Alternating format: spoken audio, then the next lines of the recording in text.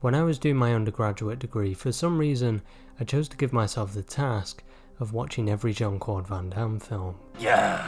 I don't really know why I did this, but in some unbeknown way, the thought of watching his films offered me a form of escapism against the routine of curriculum-scheduled art films and more demanding pieces. Van Damme's brand of camp thrills seemed to be the perfect way to counteract the constant barrage of heavy cinema, an almost subconscious rebellion against the canon of must-see films that floods most film studies courses. Something crazy happened though. I actually found myself enjoying these films more than the films I was really meant to be enjoying. And the further I slipped down the muscle from Brussels rabbit hole, I began to have a newfound appreciation for Van Damme's work, and I began to notice he has a quality to his filmography that sadly goes underappreciated, and that's what I want to discuss today. Hi, my name's Rob and welcome to my channel where we discuss the wonders of East Asian cinema. Today, the films of Jean-Claude Van Damme. Do you like sushi? Considering after all this is a channel about East Asian cinema, you're probably wondering why I'm talking about Jean-Claude Van Damme. Well, that is where, for me, it gets pretty interesting. You see, Van Damme has played a critical part in the evolution of Hong Kong cinema, and he has also been a strong advocate of world cinema throughout his career. You see, when I was starting my journey through his filmography, I quickly began to notice that he often has some form of Oriental iconography present.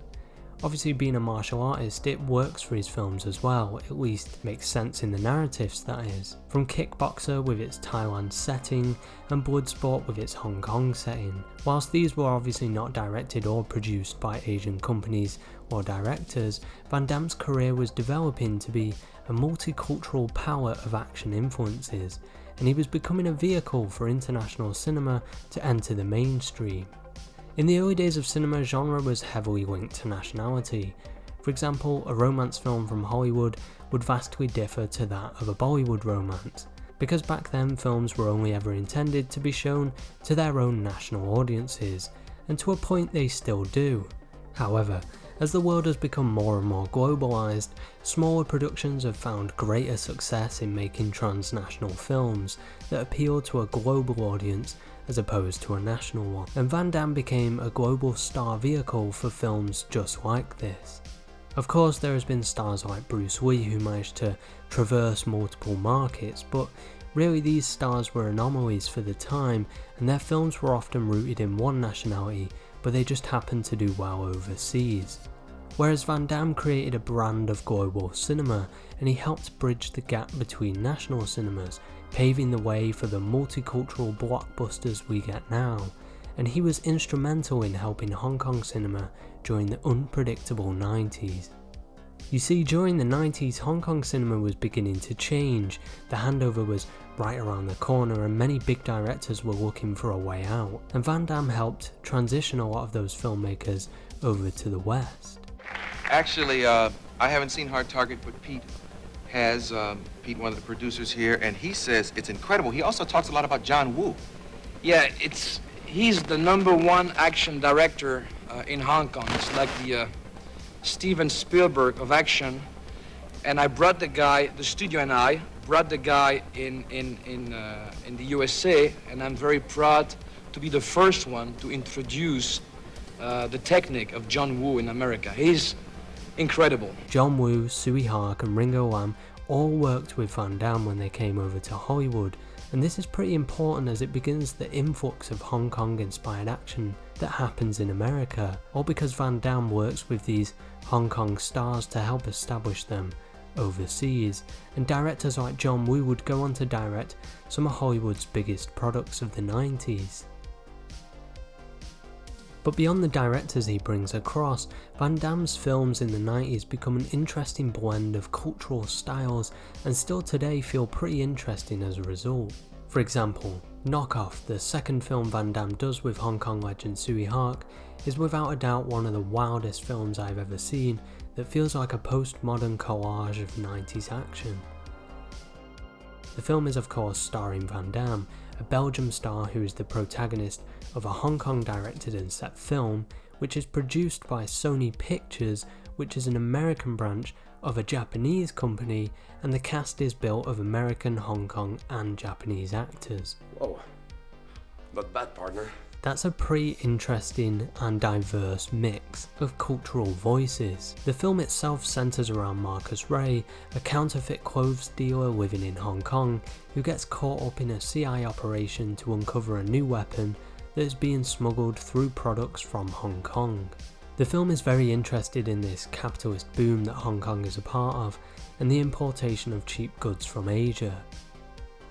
Interesting to note though, the penultimate scene takes place at the handover ceremony. So you have this film about dangerous imports entering the West when Hong Kong becomes part of China. It's definitely a Hong Kong centric narrative, but ultimately it's an American product. Tsui Hark also goes full throttle with his direction, making it easily one of the most Hong Kong American films ever. The film is totally un-American yet completely American. It's without a doubt a crazy film. What you get with this 90s era of co-productions that Van Damme ushers in is this unique blending of genre styles that arguably leads to Hollywood seeing a big shift in directing styles, as films like The Matrix seem to really run with the groundwork that is set by directors like Woo, Hark and Lam. And that is arguably all thanks to Van Damme, because when Van Damme brings these directors across, it would have helped distribute some of their older catalogues as well. It's interesting really watching these films. They're not perfect or masterpieces, but they show a period of the industry where Hong Kong cinema was changing and trying to adapt to possibly working with other national industries. And as a result you get this amazing mixture of cinema, and Van Damme became the key advocate of it. Right at the height of his star power, Van Damme chooses to work with directors that would have been a risky investment in the West. And you have to think that just what opportunities did he pass up to instead work on these rather risky projects. Van Damme often gets lumped into this era of overly masculine muscle-bound action stars, but he was trying something different. And while it didn't always work, I think he deserves a lot of respect for it. And I think the way action cinema progressed into the 2000s owes a lot to Van Damme and the directors he helped establish in the West. Now we see huge multi-million co-productions that have a huge box office pull, but I'd argue that during the 90s, stars like Van Damme helped make this norm in the industry a reality. Well, Van Damme and one other guy. Everybody knows war. Yeah. What it is good for? Absolutely nothing. Good God. Thanks for watching guys, I hope you enjoyed this video. Follow all the links below to follow me on other things and help out the channel, and definitely like, subscribe, hit that bell notification and leave a comment down below on your favourite Van Damme film or anything you liked about the video or things you also think are interesting about Van Damme films. I'd love to hear them and have a little discussion down there with you guys. So hopefully you enjoyed the video and I'll see you guys next time.